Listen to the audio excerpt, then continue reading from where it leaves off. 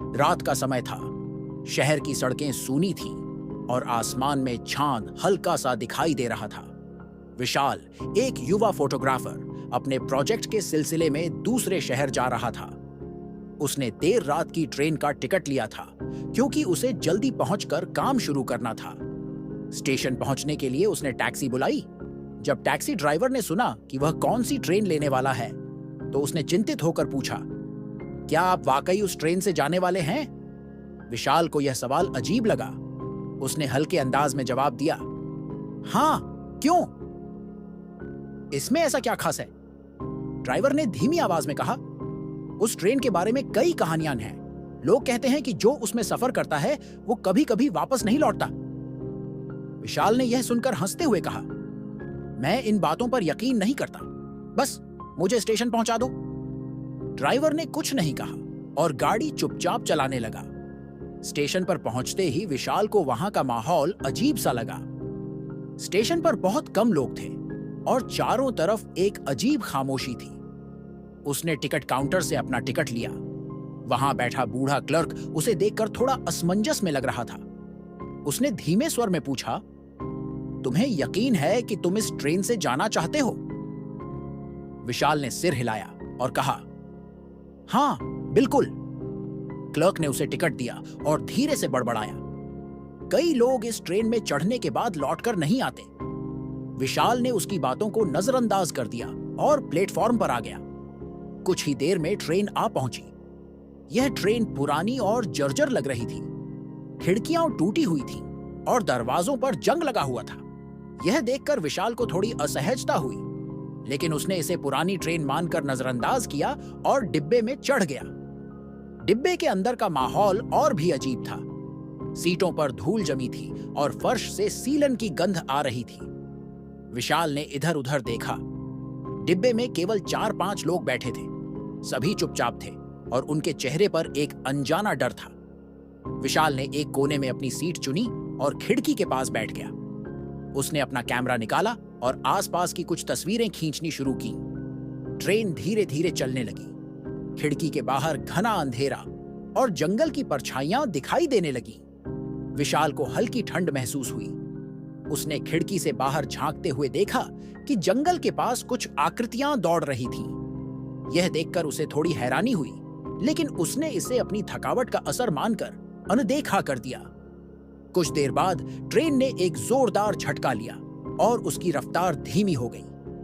विशाल ने सोचा कि ट्रेन किसी स्टेशन पर रुकेगी, लेकिन खिड़की से बाहर झांकने पर उसे सिर्फ घना कोहरा दिखाई दिया।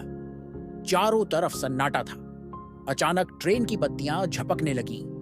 हर बार रोशनी के बुझने और जलने के बीच उसे डिब्बे में कुछ परछाइयां नजर आईं। वे आकृतियां धीरे धीरे हिलती हुई लग रही थीं। विशाल को घबराहट होने लगी। डिब्बे के कोने से अचानक एक चीख सुनाई दी। विशाल तुरंत आवाज की दिशा में भागा। उसने देखा कि एक यात्री अपनी सीट पर बेसुध पड़ा था। बाकी यात्री सहमे हुए थे और एक दूसरे को डरे हुए देख रहे थे। विशाल ने यात्री को होश में लाने की कोशिश की, लेकिन वह बिल्कुल शांत था। ऐसा लग रहा था जैसे वह किसी गहरी डरावनी चीज का शिकार हो चुका हो। डिब्बे में ठंडी हवा चलने लगी। चारों तरफ खामोशी थी, लेकिन उसके बीच किसी के फुसफुसाने की आवाज आ रही थी। विशाल ने चारों तरफ देखा, लेकिन वहां कोई नहीं था। उसने खिड़की से बाहर देखने की कोशिश की, लेकिन बाहर सिर्फ अंधेरा और कोहरा था। तभी ट्रेन की बत्तियां पूरी तरह बुझ गईं। डिब्बे में गहरा अंधकार छा गया। अचानक किसी ने विशाल के कंधे पर हाथ रखा। उसने डरते हुए पीछे मुड़कर देखा। वहां कोई नहीं था। उसने दरवाजा खोलने की कोशिश की, लेकिन वह जाम था। तभी ट्रेन ने एक और झटका लिया। विशाल गिर पड़ा। जब उसने उठकर देखा तो डिब्बे का माहौल पूरी तरह बदल चुका था। दीवारों पर अजीब सी छायाएं हिल रही थीं। वह अपनी जगह से हिलने की कोशिश कर रहा था कि तभी ट्रेन रुक गई। विशाल ने खिड़की से बाहर देखा, लेकिन वहां न कोई स्टेशन था, न कोई पहचान का निशान। चारों तरफ अजीब सी खामोशी और कोहरा फैला हुआ था। डिब्बे के भीतर हलचल महसूस हो रही थी। विशाल ने जब पीछे मुड़कर देखा तो उसे एक आकृति दिखाई दी। वह धीरे धीरे उसकी ओर बढ़ रही थी। आकृति का चेहरा धुंधला था और उसकी उपस्थिति से अजीब सी ठंड फैल गई थी।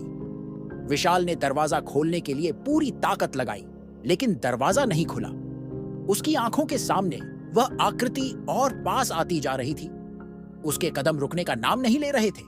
तभी ट्रेन की बत्तियां झपकने लगीं। रोशनी के हर झपके के साथ डिब्बे के अंदर का माहौल और डरावना होता जा रहा था। विशाल को लगा कि वह अब बच नहीं पाएगा। अगले दिन स्टेशन के अधिकारियों को वह ट्रेन सुनसान पटरियों पर खड़ी मिली। जब उन्होंने डिब्बे का मुआयना किया तो वहां कोई यात्री नहीं था। सिर्फ विशाल का कैमरा सीट पर पड़ा था। कैमरे में खींची गई आखिरी तस्वीर में एक धुंधली आकृति कैद थी, जो सीधे कैमरे की ओर देख रही थी। स्टेशन के कर्मचारियों ने कैमरा उठाया और उसे ध्यान से देखने लगे। कैमरे की हालत ठीक थी, लेकिन उसमें मौजूद तस्वीरें अजीब और डरावनी थीं। तस्वीरों में ट्रेन के अंदर के दृश्य थे, जो बिल्कुल सामान्य लग रहे थे, लेकिन जैसे जैसे तस्वीरें आगे बढ़ती गईं, उनमें अजीब घटनाओं के निशान नजर आने लगे। किसी तस्वीर में धुंधली आकृतियां दिख रही थीं, तो किसी में ऐसा लग रहा था जैसे कोई परछाई तेजी से गुजर रही हो। सबसे आखिरी तस्वीर सबसे डरावनी थी। उसमें एक आकृति स्पष्ट रूप से दिखाई दे रही थी, जिसकी लाल आंखें कैमरे की तरफ टिकी हुई थीं। ऐसा लग रहा था कि वह किसी को घूर रही हो। इस तस्वीर को देखकर स्टेशन के कर्मचारी भी सहम गए। उन्होंने तुरंत इस बात की सूचना रेलवे अधिकारियों को दी। रेलवे अधिकारी जब ट्रेन का मुआयना करने पहुंचे तो उन्हें कुछ और अजीब चीजें मिली। डिब्बे के अंदर की सीटों पर खरोंच के निशान थे, जो किसी भारी चीज के खींचने से बने लग रहे थे। फर्श पर अजीब सी आकृतियां उभरी हुई थीं, जैसे किसी ने जमीन पर गीले पैरों से चलने की कोशिश की हो। दीवारों पर भी अजीब आकृतियों के निशान थे। यह सब देखकर अधिकारी भी असमंजस में पड़ गए।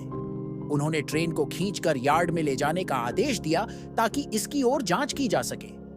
यार्ड में ट्रेन को बंद कर दिया गया और कुछ विशेषज्ञों को बुलाया गया ताकि वे इस मामले की जांच करें। विशेषज्ञों ने कैमरे की तस्वीरों को ध्यान से देखा और उन्हें महसूस हुआ कि इन तस्वीरों में कोई अजीब ऊर्जा छिपी हुई है। विशाल की लापता होने की खबर धीरे धीरे शहर में फैल गई। उसके परिवार और दोस्तों को जब यह बात पता चली तो वे गहरे सदमे में आ गए। वे रेलवे अधिकारियों से बार बार पूछ रहे थे कि आखिर विशाल कहां गया। अधिकारियों के पास कोई ठोस जवाब नहीं था। कुछ दिन बाद यार्ड में काम करने वाले एक कर्मचारी ने बताया कि उसने रात के समय ट्रेन से अजीब सी आवाजें सुनी। उसने कहा कि ऐसा लगा जैसे कोई डिब्बे के अंदर चल रहा हो। जब उसने खिड़की से अंदर झांकने की कोशिश की तो उसे लगा कि एक परछाई तेजी से उसके सामने से गुजरी। वह डर के मारे तुरंत वहां से भाग गया।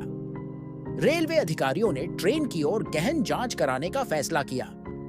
उन्होंने ट्रेन के हर कोने को खंगाला, लेकिन उन्हें विशाल का कोई सुराग नहीं मिला। कैमरे की आखिरी तस्वीर को देखकर उन्होंने इसे एक रहस्यमयी मामला मान लिया। इस घटना के कुछ समय बाद उस ट्रेन को हमेशा के लिए बंद कर दिया गया। ट्रेन को एक सुनसान यार्ड में छोड़ दिया गया, जहां से कोई गुजरने की हिम्मत नहीं करता। जो लोग उस ट्रेन के बारे में जानते थे, वे इसे भूतिया ट्रेन कहने लगे। विशाल का कैमरा और उसकी तस्वीरें रहस्य बनकर रह गईं। उसकी आखिरी तस्वीर में कैद वह आकृति अब भी सबके मन में सवाल खड़ा करती है। क्या वह आकृति किसी और दुनिया की थी? और विशाल के साथ वास्तव में क्या हुआ? यह राज आज भी अनसुलझा है। अगर यह वीडियो अच्छा लगा हो तो लाइक करें, अपने दोस्तों के साथ शेयर करें और ऐसे ही वीडियो के लिए चैनल को सब्सक्राइब करें। धन्यवाद।